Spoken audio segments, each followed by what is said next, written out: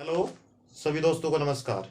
LDC भर्ती 2026 की तैयारी करने वाले विद्यार्थियों के लिए एक महत्वपूर्ण लाभ आने का मैं कुछ क्वेश्चन लेकर आया हूँ। प्रश्न है 36 किताबों की लागत मूल्य 30 किताबों के विक्रय मूल्य के बराबर है। कहने का मतलब क्या है, 30 ये 36 है, 36 वस्तुओं का क्रय मूल्य है और किसके बराबर है, 30 वस्तुओं के विक्रय मूल्य के बराबर है। 30 वस्तुओं के क्या है, विक्रय मूल्य के बराबर है। तो क्रय मूल्य बटा विक्रय मूल्य बराबर क्या हो जाएगा, 30। इस 36 को इधर ले आओ, 36। अब मुझे बताओ क्रय मूल्य कितना था, 30, और विक्रय मूल्य कितना है, 36। कितने का फायदा हो रहा है, 6 का। क्रय मूल्य कितना है, 30 गुणा 100, 6 एकम 6, अच्छा पंजियो 30, 100/5 कितना होता है, 20%। बोलो option A is the correct answer.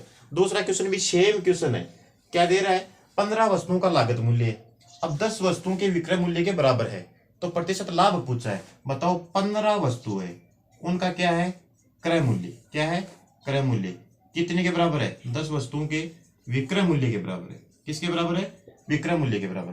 तो क्रय मूल्य बटा विक्रय मूल्य, क्रय मूल्य बटा विक्रय मूल्य बराबर 10/15 का इधर भाग दे दो। अब बताओ क्रय मूल्य कितना है, 10 और विक्रय मूल्य कितना है, 15। बताओ लाभ कितने का हुआ, 5 का। कितने पर हुआ, क्रय मूल्य कितना है, 10 गुणा 100। बताओ 5 एकम 5, 5 दूनी 10, कितना आया, 50%। 50% कौन सा ऑप्शन है, option 3 is the correct answer.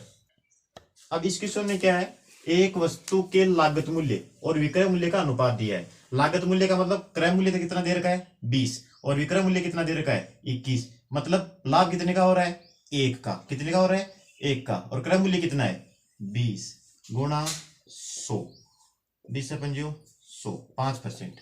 Option A is the correct answer. अगला क्वेश्चन क्या है, यदि किसी वस्तु पर 15% की हानि होती है, मतलब जो 100 रुपए की वस्तु थी तो उस पर 15% की हानि होगी, तो वो कितने में बेच रहा है, 85 में। और पूछा क्या है, क्रय मूल्य और विक्रय मूल्य का अनुपात पूछा है, तो इन दोनों का अनुपात क्या होगा, 20:17। Option B is the correct. यदि किसी वस्तु का क्रय मूल्य उसके विक्रय मूल्य का 80% है, अब मान लो विक्रय मूल्य कितना है, 100, तो विक्रय मूल्य का 80% कितना हो गया, क्रय मूल्य 80। बताओ इसमें लाभ कितना हो रहा है, 20 का। कितना का हो रहा है, 20 का। और क्रय मूल्य कितना है, 80 गुणा 100। बताओ कितना आया, 25%। कितना आया, 25%। बोलो समझ में आ रहा है ना। अब इस क्वेश्चन में क्या दे रखा है, यदि एक रेफ्रिजरेटर तथा एक टीवी के मूल्यों का अनुपात कितना है, 5:3 है। रेफ्रिजरेटर की कीमत टीवी से कितने ज्यादा है, 5500 रुपए ज्यादा है, और रेफ्रिजरेटर की कीमत अभी पूछी है। देखो ज्यादा है, इसका मतलब इन दोनों में अंतर कितने का है, 5500 का, जबकि इनके अनुपात में अंतर कितने का है, 5:3। मतलब 2 का अंतर है। 5:3 में कितने का अंतर है, 2 का। और यहां अंतर कितना दे रखा है, 5500 का। तो अब पूछा किसकी कीमत है, रेफ्रिजरेटर की कीमत। रेफ्रिजरेटर का अनुपात कितना है, 5। 2 का मान दे रखा है और 5 का हमें पूछा है, तो 1 का मान कितना होगा, 5500/2। तो हमें 5 का मान ज्ञात करना है, तो 5 से क्या कर दो, गुणा।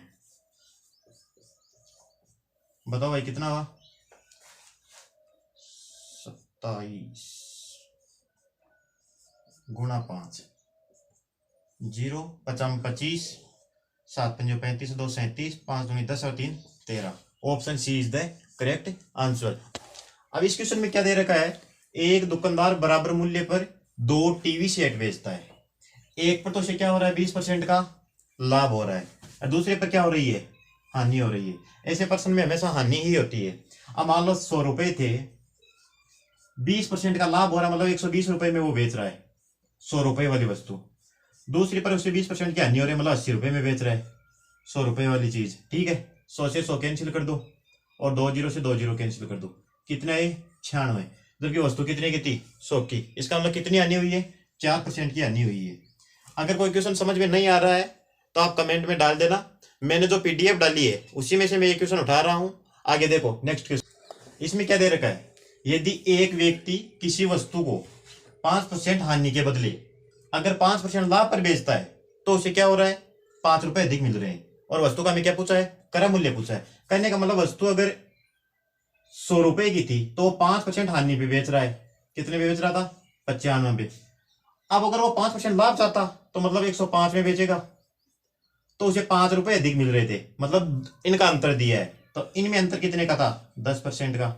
और इधर अंतर कितना आ रहा है, 5 का। 10% का मान कितना है, 5 का। हमें किसका मान चाहिए, 100% का। किसका मान चाहिए, 100% का। तो अब 10% को 100% बनाओगे तो किससे गुणा करोगे, 10 से। तो इसको भी किससे गुणा करोगे, 10 से। 10 पंजो 50। Option C is the correct answer.